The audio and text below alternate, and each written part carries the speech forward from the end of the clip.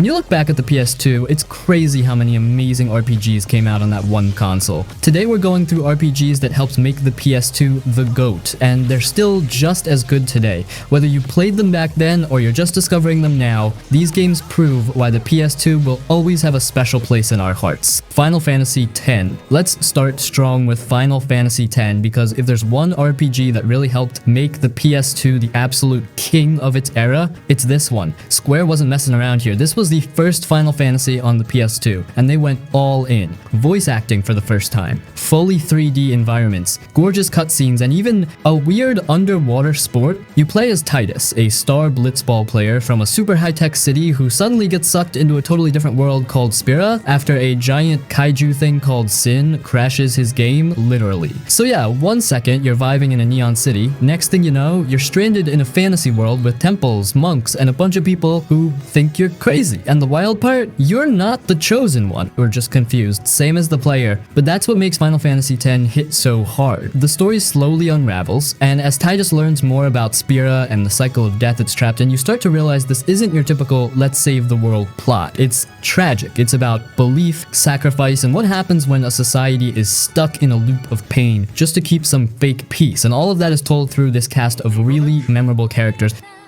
I can't. I just can't.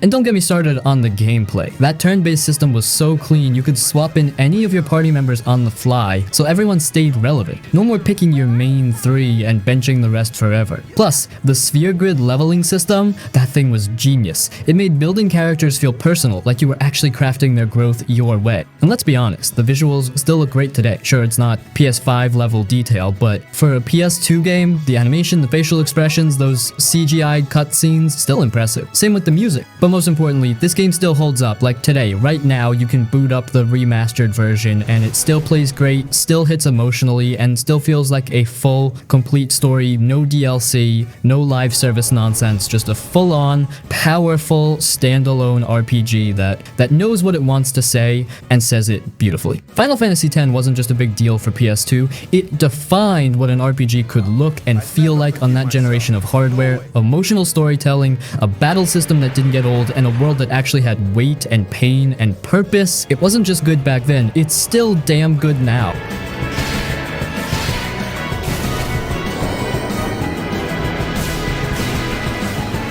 This is our story. Now let's see this thing through together. Kingdom Hearts 1. You play as Sora, this regular kid with big hair and even bigger shoes, living on a chill island with his best friends Riku and Kairi. They're just dreaming about building a raft and leaving their home to see what's out there. But of course, everything goes sideways. Darkness hits, the island gets wrecked, everyone's separated, and boom, Sora ends up in a totally different world, holding a giant freaking key as a weapon, and that's where the game really starts off. You're hopping from one Disney world to another, fighting off these shadowy creatures called Heartless, trying to find your friends, and figuring out what the heck is going on with this whole Keyblade thing. And dude, the mix of Disney magic and Final Fantasy drama, it somehow hits both audiences. You're hanging out with Aladdin and then turning a corner and fighting giant boss monsters with heavy emotional music playing. It's a wild ride. The gameplay is, yeah, it's a little floaty if you play it today, but for its time it was awesome. Real-time combat with flashy moves, magic, summons, big boss fights, and all the Disney music playing in the background. Come on. That was peak PS2 era fun, and each world had its own style, like Halloween Town, Neverland, Hollow Bastion. Man, what a vibe. It kept the whole thing fresh. Now sure, the story gets way more complicated in the sequels, like Kingdom Hearts lore today is basically a college course, but the first game, it was clean, simple, charming. It gave you just enough mystery to keep you hooked, but not so much that you needed to Google every 5 minutes. Thunder! Ha! Come on! Hurry! Thunder! Here!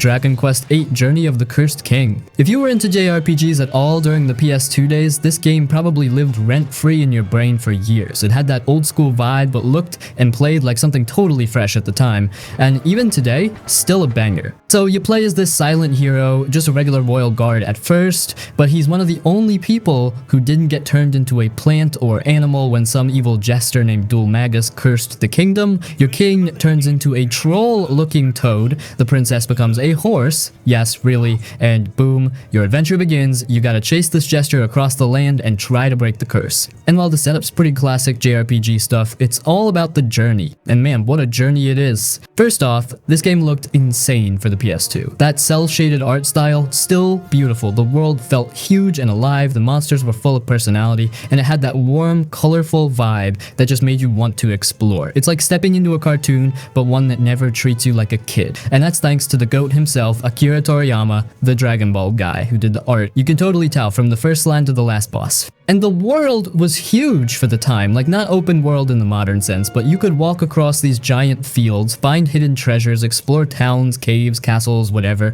and no random encounters. You could actually see enemies walking around. That was a big deal back then.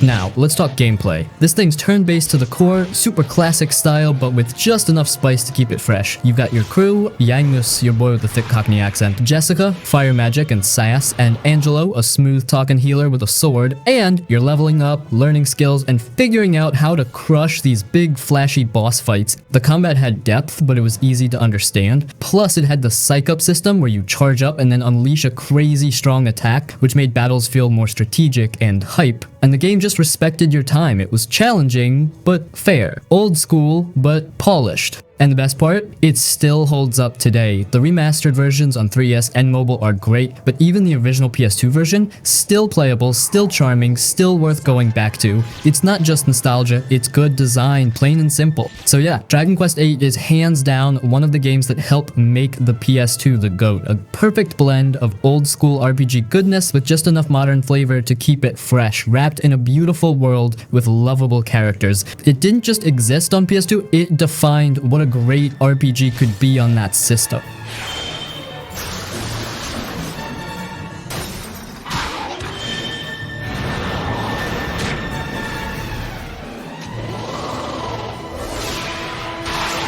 Persona 4. Now this is where the PS2 started flexing late in its life. Like, this game dropped in 2008 after the PS3 was already out, and it still showed everybody that the PS2 wasn't done yet. In fact, some folks would argue this was the best RPG on the system, period. And honestly, they wouldn't be wrong. So what makes Persona 4 special? Well, first, it ain't your typical save the world RPG. You're not some knight or chosen warrior in a fantasy land. You're just a regular high school kid who moves to a small, quiet town for a year. Everything starts off chill, new school, new friends, a little awkwardness, but then people start dying. And not in a normal way, like they're showing up dead after being sucked into this weird alternate TV world. Yeah, it gets real weird real fast. So now you, the new kid, get caught up in this whole murder mystery thing. You and a group of friends discover that you can actually enter this strange world inside the TV, and inside there you fight monsters called shadows using something called personas, basically magical versions of your inner self. And it's not just a gimmick, it ties deep into the story. Every dungeon is based around someone's personal trauma or secret stuff they're scared to face in real life. And when you beat it, they have to confront that part of themselves. It's personal, emotional, and super smart.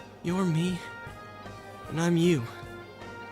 When you get down to it, all of this is me.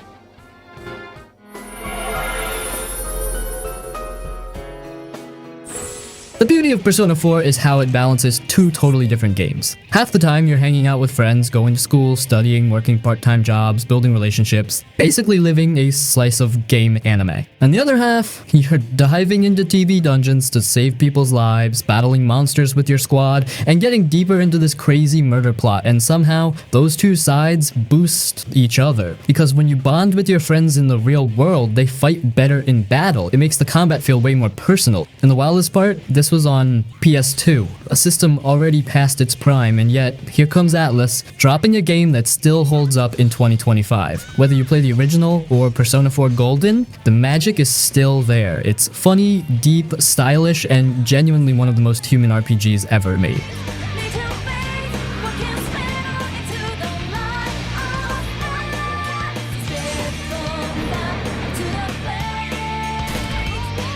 Dark Cloud 2. Dark Cloud 2 was one of those games that just felt special on the PS2. It wasn't the biggest name, but if you played it, you remember it. It looked like a cartoon, played like an action RPG, and had more stuff packed into it than most games even try to do today. You start off playing as Max, just a regular kid with a wrench. Then you meet Monica, a sword-wielding girl from the future. The world's messed up. You both team up to fix it by traveling through time and rebuilding broken towns. Yeah, it sounds kind of crazy, but it works. You go through dungeons to get parts, then go back outside and literally build villages, houses, rivers, and even place trees where you want them. The better you build the past, the more it fixes the future. It's super satisfying. The combat is real time. You hit stuff, dodge attacks, and switch between Max and Monica on the fly. Max uses wrenches and guns. Monica has swords and magic. It's not too hard, but it feels good. Weapons level up over time and can evolve into stronger ones. You don't just find better gear, you build it. That system is deep and fun if you like messing with upgrades and crafting. But this game is way more than just dungeon crawling and fighting. It's got fishing, photography, golf mini games, item invention, and more. You can take pictures of stuff in the world, then use those pictures to invent new weapons and items. Sounds silly, but it's cool. You get pulled into all the side stuff without even realizing it.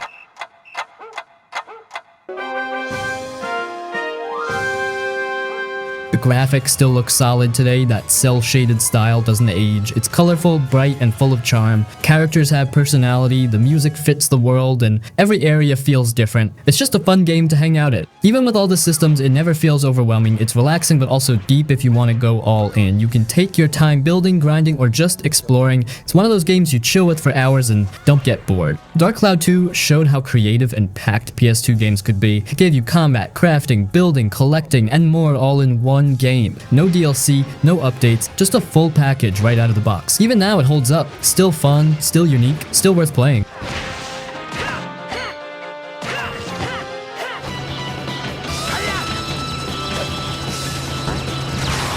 Shin Megami Tensei Nocturne. Now we're talking Shin Megami Tensei Nocturne, one of the most hardcore, stylish, and just plain cool RPGs ever dropped on the PS2. This one didn't hold your hand, didn't care if you were new, and that's exactly why people still love it today. It was dark, weird, tough, and totally different from most games at the time. You don't start as a hero, you're just a high school student in Tokyo. Then, the world ends, like actually ends. You're in a hospital when the apocalypse hits and the whole city gets twisted into this creepy, broken version of itself called the Vortex World. Everything's messed up, demons are everywhere, and you end up turning into a half-demon yourself. They call you the Demi-Fiend, and from there, it's on you to survive in this wild new world. This game is all about vibe. It doesn't flood you with story up front, it just drops you in and lets you figure things out. The world feels empty, cold, strange, the music is moody, the lighting is harsh, the demons talk to you, fight you, and sometimes join you. You're not just slaying monsters, you're recruiting them. You build a team out of demons like Pokemon, but way darker. The combat is turn-based but super fast and smart. It uses the press turn system. If you hit an enemy's weakness, you get more turn, but if you mess up or miss, you lose turns. So every battle becomes about learning the enemy and playing it smart. You gotta think before you act, or the game will punish you hard. Even regular enemies can wipe you out if you're not ready. And this game is not easy. That's part of what made it stand out. It didn't care if you were used to casual RPGs. Nocturne made you earn every win. Some boss fights are legendary because of how brutal they were. Matador still gives players nightmares. But when you beat a tough fight, it feels amazing. You didn't win because of luck, you won because you figured it out and adapted.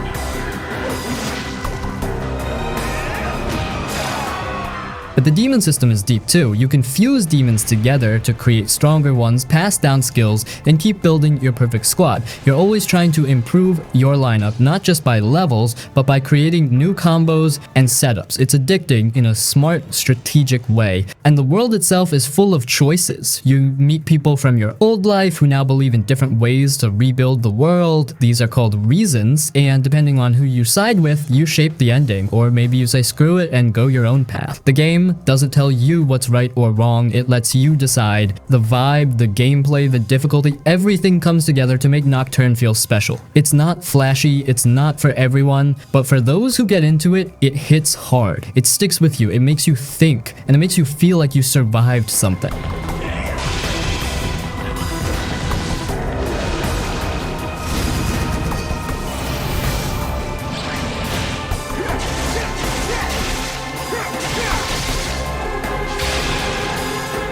Suikoden 5. This one's a total hidden gem from the PS2 era. Didn't make big headlines like Final Fantasy or Persona, but if you played it, you know how good it is. It's one of those deep, emotional, slow burn RPGs that hits hard once it gets going. Real old school charm, but with just enough PS2 polish to make it shine. You play as the Prince of Felina, but you're not sitting on a throne or doing royal duties. You're more like a background character in the middle of a messed up political mess. There's corruption, betrayal, shady nobles, and power-hungry generals, and you're caught right in the middle. You're just trying to protect your family and your people, but things go south fast. The story starts slow, like real slow, but once it kicks in, it gets heavy. Family members turning against each other, friends dying, civil war. You go from just tagging along with your mom, the queen, to becoming a full-on leader of a rebellion, and that shift feels earned. You don't start as a chosen one or a super soldier, you start as a kid with a title, and grow into a real leader over time. As that journey, super powerful.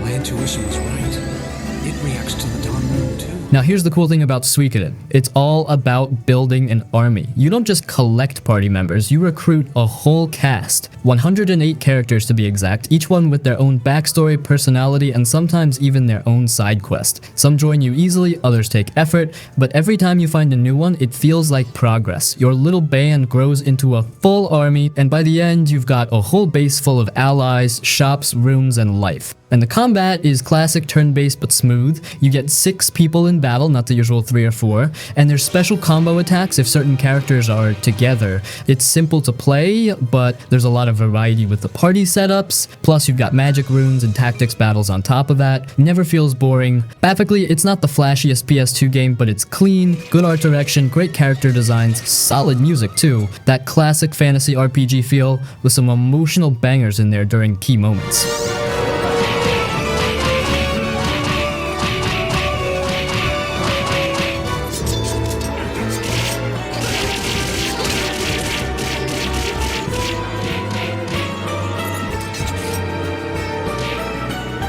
Xenosaga Episode I. Xenosaga Episode I is basically an epic space opera. Think anime meets Blade Runner meets Bible references everywhere. You play mostly as Shion Uzuki, a young scientist working for a giant company called Vector Industries. She's helping develop an android called Cosmos, this cold, deadly, emotionless battlebot who just happens to be humanity's last hope against these alien monsters called the Gnosis. Now the Gnosis aren't just regular aliens, these things are freaky, ghost-like, untouchable by normal weapons, and they're wiping out entire planets. The twist is that Cosmos can fight them, but she's also mysterious, sometimes acts on her own, and seems to know way more than she should. That relationship between Shion and Cosmos is a huge part of the story. Science versus humanity, logic versus emotion, that kind of thing. Story-wise, this game is very cutscene heavy. We're talking long dialogue scenes, deep conversations, and slow pacing. Some people bounced off it for that, but if you're into narrative-driven stuff, it hits different. It feels like you're playing an interactive anime movie, and not the cheesy kind, but actual good, high-quality stuff. In combat, you've got a boost system where you can jump ahead in the turn order if you time it right. There's also tech attacks, which are special moves you unlock and can upgrade, and you're encouraged to build up your AP to launch stronger combo attacks by using different button combinations, like square and triangle chains. Each enemy also has weaknesses, and hitting them with the right combo opens up bonus effects like criticals or extra turns.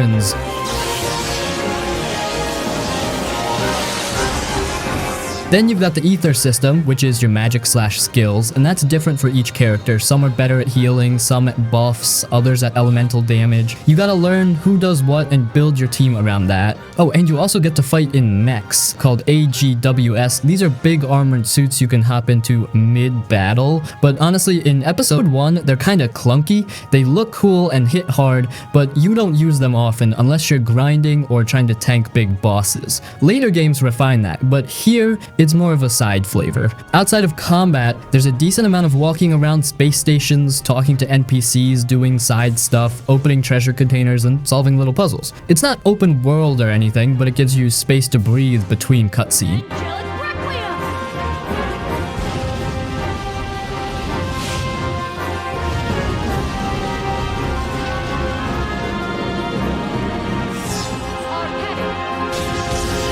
Tales of the Abyss. You play as Luke von Fabra, this spoiled rich kid who's been locked away in a mansion his whole life. He's annoying at first, like really annoying. Bratty, arrogant, no clue how the world works. But that's kind of the point. The game doesn't give you a perfect hero, it gives you someone who needs to grow. And trust me, he does. The character development here is one of the best parts of the whole thing. So the story kicks off when Luke gets pulled into a mission gone wrong. He ends up far away from home with this mysterious woman named Tyr, and from there everything just spirals.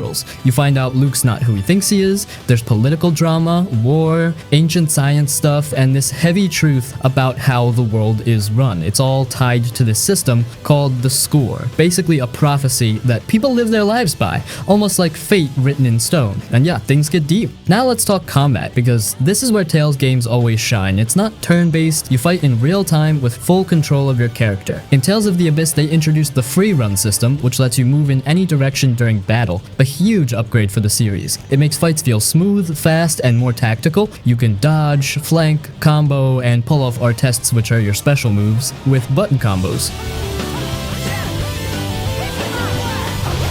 Every character plays different. Luke is your sword fighter with big flashy combos. Tear handles support magic. Jade is the sarcastic mage with deadly spells. Guy is the fast one. Anise uses a giant puppet for heavy hits, and Natalia is your ranged archer with healing spells. Swapping party members and figuring out your favorite playstyle is a big part of the fun. You also get a system called Field of Faunins, little colored circles that appear during battle. If you use the right move in the right circle, you can power it up into something stronger. It adds just enough strategy without making things too complex. Outside of battles, you've got classic RPG stuff, towns to visit, dungeons to explore, gear to collect, and skits to watch. And let me tell you, the skits in this game, they're gold. Just short little conversations between characters that pop up as you travel, funny, emotional, sometimes deep. They really help build out the personalities and relationships in your crew, makes the group feel real, like a family by the end.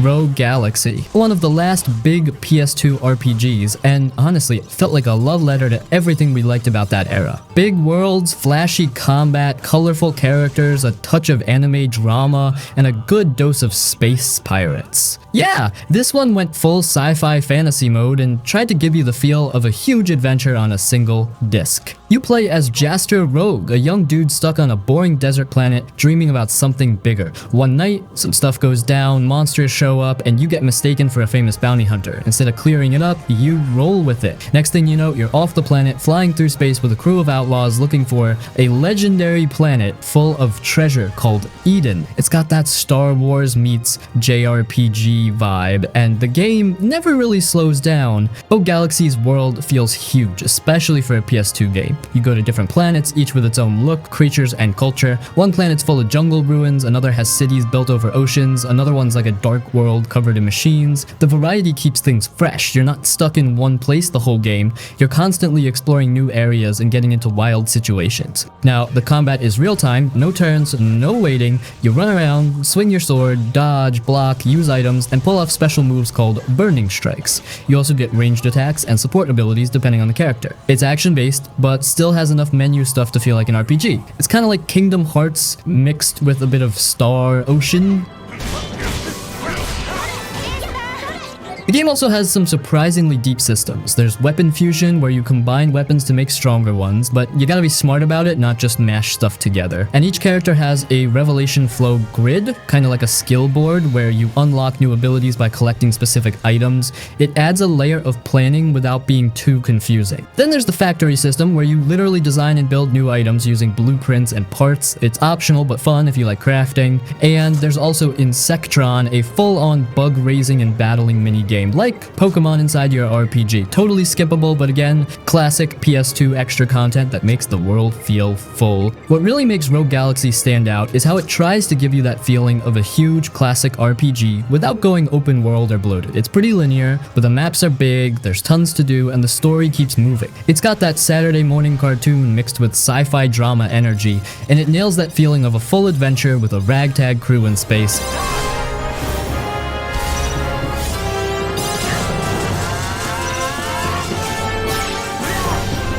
Valkyrie Profile 2 Silmeria, one of the most stylish, unique, and underrated RPGs on the PS2. It didn't play like most games at the time, and honestly, even today there's not much like it. This game mixed Norse mythology, side-scrolling exploration, and fast, almost fighting game-like combat. It looked incredible for its time and played like a dream once you got the hang of it. So, story-wise, it's got some real deep lore, but here's the basic idea. You play as Alicia, a princess from the kingdom of Japan, but here's the twist. She shares her body with a literal goddess, Silmeria, one of the Valkyries from Norse myth. The gods basically tried to imprison Silmeria by sealing her in Alicia's body, but Silmeria wakes up and now the two of them are kind of stuck together, and from there they go on the run from the gods while trying to stop a war that could tear apart both the human and divine worlds. It's one of those stories that slowly builds over time. It starts small, just a girl and a goddess hiding out, but eventually it pulls in gods like Odin, powerful warriors, and deep themes about fate, sacrifice, and identity. If you like big mythological stories that make you think a little, this one delivers. Now here's where Valkyrie Profile 2 really stands out, the gameplay. Exploration is side-scrolling. Yeah, not 3D like most RPGs. You run left and right through towns, dungeons, castles, kind of like a platformer. And there's puzzle elements too. You can freeze enemies to use them as platforms or solve block puzzles to open up new areas.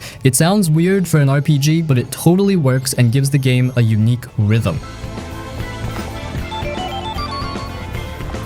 Then there's the combat system, which is real-time but turn-based at the same time. It's called attack point combat. Your party has 4 members, and each one is mapped to a button on each face button. So during battle, you hit those buttons to attack, and you can chain combos together in real time. It feels super snappy and responsive, like you're pulling off fighting moves with each hit. You position your characters on the battlefield, line up the enemies, and try to break their guards so you can juggle them with crazy multi-hit combos. And man, we gotta talk about the visuals. This game looked gorgeous on PS2, like genuinely stunning. The 2.5D graphics were crisp, the lighting and textures were top tier for the time, and the environments had a painted, almost dreamlike look. Every area felt handcrafted. The animation during battles was super fluid too. It still holds up surprisingly well today. It wasn't the most mainstream RPG, and it didn't sell crazy numbers, but it's one of those games that stuck with the people who played it. A real hidden gem in the PS2 library, and one of the most creative RPGs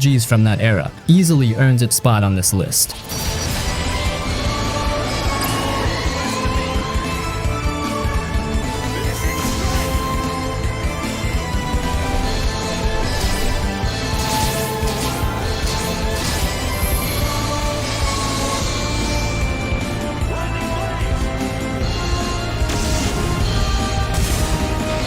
Disgaea, Hour of Darkness. One of the most ridiculous, over-the-top, and oddly brilliant RPGs on the PS2. This one didn't look like a big-budget epic. It didn't play by normal RPG rules, and honestly, it kind of trolled the genre, but that's what made it so good. It's a tactical RPG, yeah, but it's also a full-blown comedy with some of the deepest mechanics ever put in a game. Like, you can literally level up to 99.99, not even joking. You play as Laharl, the demon prince of the Netherworld. He's been asleep for 2 years, classic teenager move, and wakes up to find out his dad, the Overlord, is dead. Now everyone's fighting over who gets to rule, so Laharl's like, alright, I'm taking my throne back, and that's where the story kicks off. But the whole game has this wild, sarcastic tone. It makes fun of anime tropes, RPG cliches, even itself. You've got Etna, Laharl's sneaky backstabbing servant, and Flan, an angel trainee who wants to teach demons about love. Yeah, love in the Netherworld. It's as dumb as it sounds, but in the best way. But don't let the comedy fool you. you, the gameplay is no joke. Disgaea is a grid-based tactical RPG. You move your units on a map, position them, attack, use skills, and think carefully about range, height, and team placement. But where it gets wild is the depth. You can lift and throw your allies and enemies across the map. You can stack your entire party into one tower and drop them like a bomb. There are geo panels, which are colored tiles on the ground that give buffs or debuffs, and those can chain together for big explosions and bonus rewards, and that's just the surface. The game has a massive character creation system. You can create dozens of unit types, warriors, mages, thieves, ninjas, even penguin-looking dudes called Prinnies who explode when thrown. You level them up, reincarnate them to reset their stats for higher growth, and build out your own unstoppable team. And you will need them, because the game gets brutal if you just try to cruise through. There's also the item world, one of the craziest ideas ever in an RPG. Basically every item, sword, armor, whatever, has a randomly generated dungeon inside it. You can enter the item and go through floors and floors of battles to level up that item. You want your sword to get stronger, go fight monsters inside your sword. Yeah, it's nuts. And the floors can go deep, 100 levels or more. And if that's not enough, there's the Dark Assembly, where you go to propose new features like better shops or stronger enemies. But to pass those ideas, you have to convince or bribe demon senators. If they vote no, you can literally beat the crap out of them to make your bill pass. It's hilarious and fits the game's chaotic tone perfectly. Combat animations are super flashy. When you use a big move, you don't just swing a sword, you destroy planets, drop meteors, summon dragons. It's all dialed up to 11. And the best part? The game knows it's being ridiculous and it leans all the way in. And let's not forget, you can grind forever. Max level is 99.99. Skills can be leveled, items can be leveled. You can beat the game in 40 hours or spend 400 hours minimaxing your dream squad. It's totally up to you. That kind of freedom was unheard of back then. Disgaea wasn't for everyone. It's weird, it's grindy, and it's silly, but if it clicks with you, it really clicks. It opened the door for a whole series, became a cult hit, and it's still being played today. Even got ports and remakes. Because once you've fallen down that Disgaea rabbit hole, there's no coming back.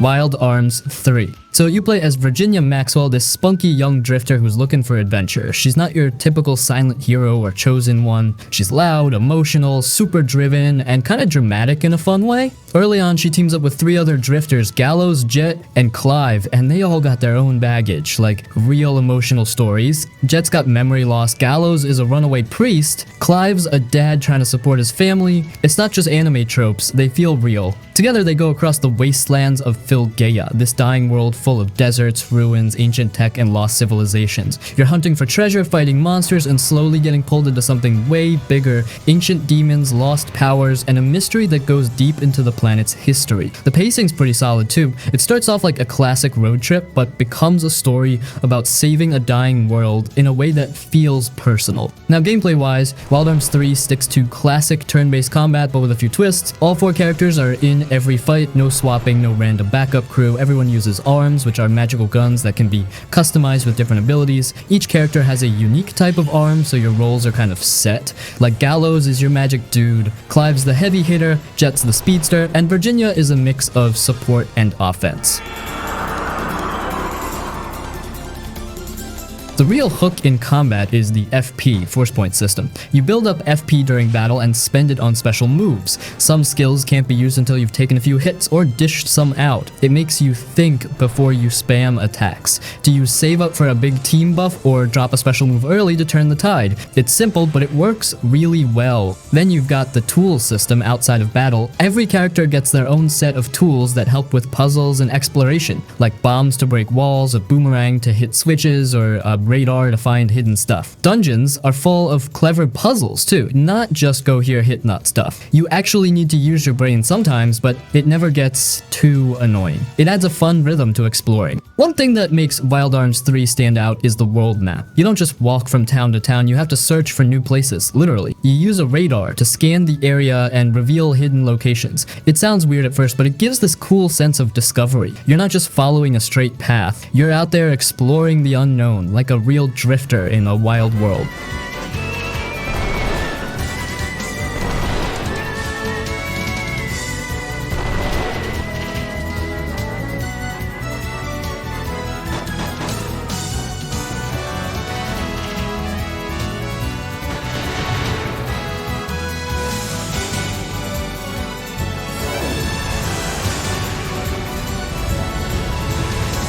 Star Ocean, Till the End of Time. Now this one was wild. It's that kind of RPG where you think it's just a space anime adventure at first, but by the end your brain's been flipped inside out. Like you're sitting there on the couch going, wait, what did I just play? But in a good way. This is one of the most ambitious RPGs on PS2, no doubt. It went hard with the action combat, the world-hopping story, and that infamous twist that still gets people talking. You start off playing as Fate Langod, just a regular student on vacation with his family. You're chilling on a futuristic planet when suddenly, boom, alien invasion, ships show up, things go south, and next thing you know, Fate's stranded on some medieval-looking world called Elicor 2. And this is where the game pulls the classic Star Ocean move. Sci-fi characters in a fantasy setting, you've got knights and castles, but also lasers and spaceships waiting in the back. It blends it all together, and surprisingly it works. But the early part of the story is all about surviving, finding your friends, and getting off the planet, but as it goes on, it starts peeling back the layers. There's political drama between kingdoms, ancient weapons buried underground, and strange symbols called symbology,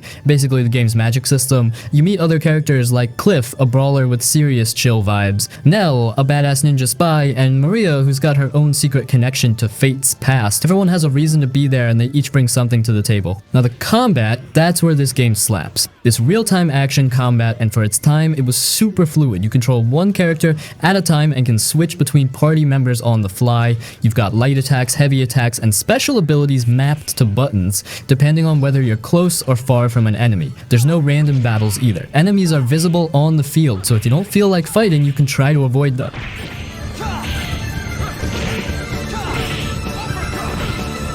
And you've got the Fury mechanic, which is kind of like stamina. If you just spam attacks, your meter drops and enemies can interrupt you. So timing and positioning matter. Plus, bosses will destroy you if you don't learn their patterns. It's not a button masher, it actually wants you to play smart. The skill system is deep too. You unlock new attacks, buff your stats, and upgrade your gear. You also get access to item creation, which is this huge crafting system where you can make new weapons, armor, and even sell your stuff under a fake business name to boost the in-game economy. It's extra, but kind of awesome if you're into building and customizing. But let's talk about that twist without spoiling it straight up. Around halfway through, the game shifts hard. Like the whole world you've been exploring, let's just say the nature of reality gets questioned. It's like someone pulled the rug out from under you and dropped a huge sci-fi bomb. Some people hated it, some people loved it, but no one forgot it. It made you rethink everything that happened before, and honestly, whether you vibed with the twist or not, it took guts to go that far with the story.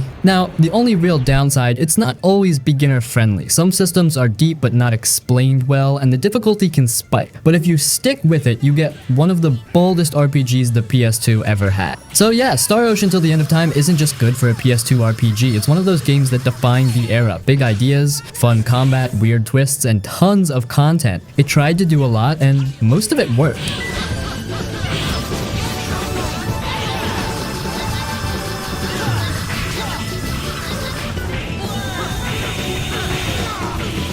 Odin Sphere, one of the most beautiful, stylish, and straight-up artistic RPGs ever dropped on the PS2. This one wasn't just about stats and battles, it was about telling big, emotional stories through hand-drawn visuals, fairy tale vibes, and buttery smooth 2D combat. It looked like a moving painting back in 2007, and honestly, still does. So, Odin Sphere is made by Vanillaware, the same folks behind games like Muramasa and Dragon's Crown. They've always had that handcrafted look, but Odin Sphere was the one that really turned heads. The second you boot it up, you know you're not playing a regular RPG. The characters, the animations, the backgrounds, everything looks like it was painted by some fantasy art god. Pure eye candy. The game tells 5 interlocking stories, each from a different character's point of view. You start with Gwendolyn, a Valkyrie princess dealing with lost war and trying to live up to her father's expectations, who just happens to be Odin. Then you move on to Cornelius, a cursed prince who turns into a beast. Then you get Mercedes, a fairy queen who's thrust into power way too young. Then Oswald, a shadow knight with a tragic past. And finally, Velvet, a runaway princess trying to stop the end of the world. What's wild is that all these stories are happening at the same time, just from different angles. Like something that seems random in one story, you'll see it from another side later and realize how it all connects. It's super rewarding. The writing is serious, poetic even, full of love, sacrifice, betrayal, and fate. It's got that mythological vibe, like you're watching an ancient legend play out.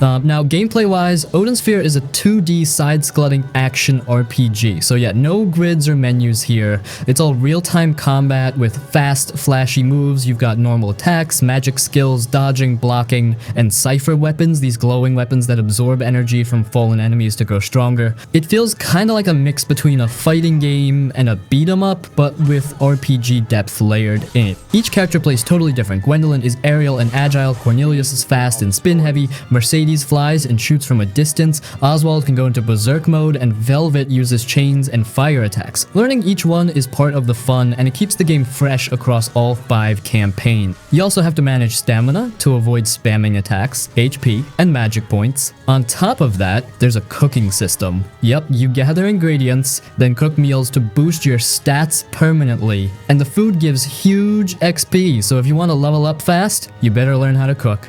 It's weirdly satisfying and fits the whole fantasy world vibe. One of the things people either love or bounce off of is the circular stage design. Every combat zone is a round arena that loops back on itself. You move left or right, dodge enemies, fight waves, grab treasure, and move on. It can get repetitive if you don't like the style, but once the difficulty ramps up, battles get intense and demand real strategy.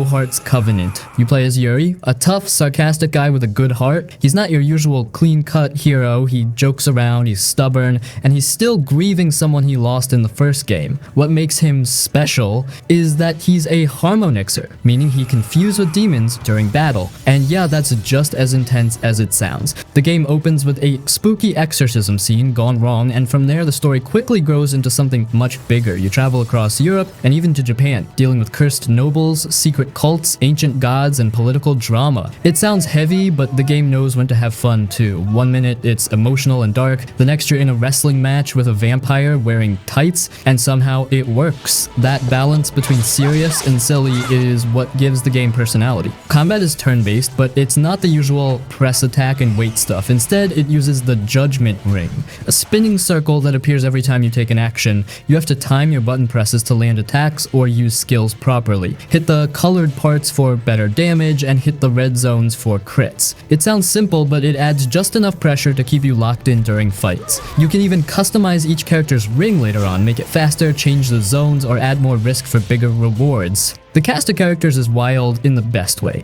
There's Karen, a serious German soldier who becomes Yuri's partner, Joachim, a vampire who suplexes monsters and uses giant objects like chairs and street signs as weapons, Geppetto, an old man who fights using a haunted puppet, Blanca, a white wolf who joins dog tournaments, and Anastasia, a Russian princess who uses a camera to scan and copy enemy power. They're all strange on paper, but they're written with real care. You actually get to see their personalities grow and how they connect as a group.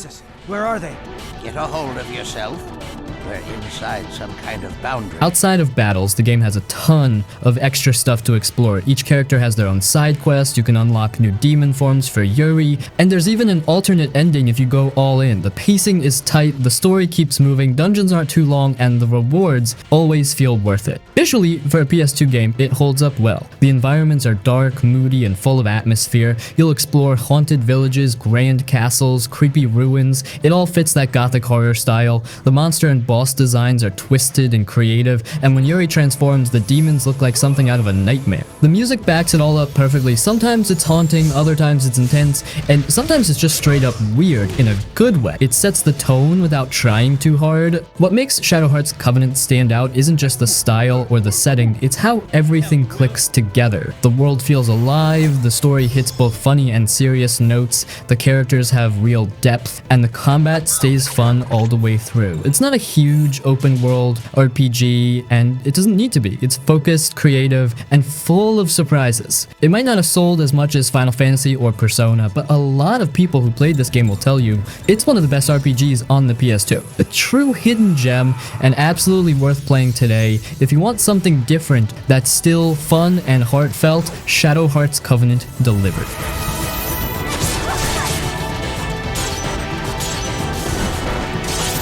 Grandia 2. One of the cleanest, most fun, and easy to love JRPGs from the PS2 era. This one came out back when turn-based combat was everywhere, but Grandia 2 stood out because it actually felt good to play, like not just story and characters. The battles were fast, strategic, and super satisfying. It might look a little simple now, but this game had heart, charm, and one of the best combat systems of its time. You play as Ryudo, a sarcastic mercenary who starts off cold and kind of a jerk, but deep down he's got a good heart. He takes a job protecting a priestess named Elena who's heading to some holy ceremony. Of course, things go wrong fast, like ancient evil being sealed away wrong, and Ryudo ends up getting dragged into a much bigger mess involving gods, demons, and the fate of the world. Classic JRPG stuff, but it's told with good pacing and surprisingly sharp writing. Now the combat, this is where Grandia 2 really shines. It's turn-based, but with a timeline system. Every action, attack, magic item, whatever, takes a certain amount of time to charge. You see all the characters and enemies on a bar at the bottom of the screen,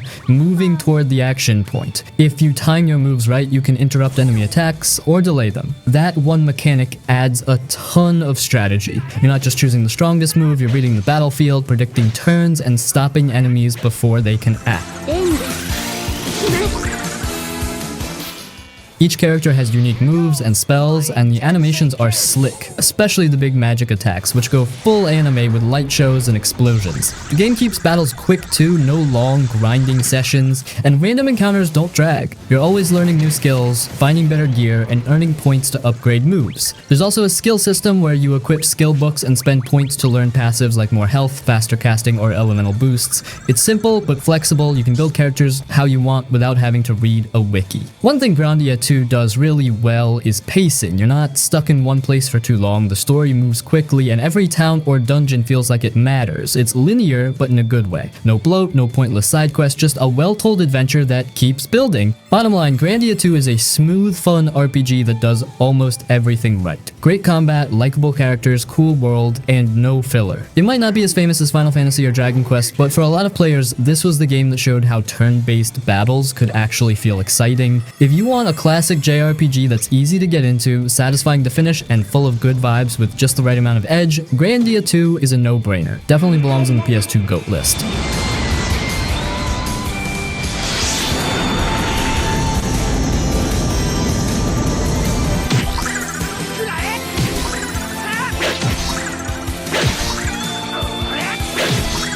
Phantom Brave. Now this one's a bit of a curveball. It's from the same team that made Disgaea, and you can definitely feel that in the art style and the wild mechanics, but Phantom Brave has a totally different tone. It's softer, more emotional, and surprisingly sad under all the colorful sprites and quirky gameplay. You play as Marona, a sweet 13-year-old girl who lives on a tiny island with her ghost buddy Ash. Her parents died when she was little, and now she makes a living taking on odd jobs. Stuff like defeating monsters or helping townspeople, all while being hated and feared by society. Why? Because she's a chroma, someone who can see and talk to spirits. Most people think she's cursed, even though she's just trying to help. But let's get into the gameplay, because that's where things get really unique and kind of weird, but in a fun way. This is a tactical RPG, but there's no grid. You move characters freely around the battlefield based on how far their movement stat allows. That alone already makes it feel looser and more open than most strategy games. You don't just place an attack, you're thinking about angles, knockback, terrain, all that. Here's the catch. You don't have a full party on the field at the start. Marona has to summon spirits, her allies, into objects lying around, like rocks, trees, or weapons. This is called Confine, and depending on what object you use, the character's stats get buffed or nerfed. Like, a fighter confined into a rock might get bonus defense, but lose speed. And these units don't stick around forever, they vanish after a few turns, depending on their type. Though, it becomes a puzzle. When do you summon each ally? Where do you put them? What objects do you use? It's wild, but super fun once it clicks.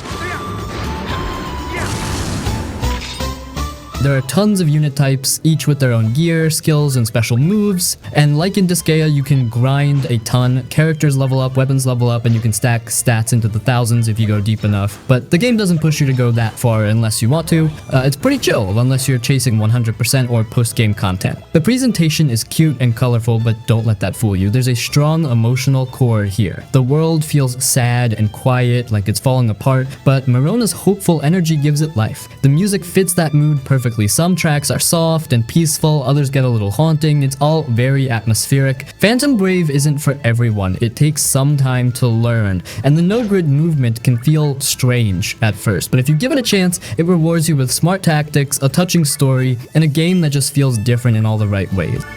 Let's do it! Come on! Let's go! Here! That's it!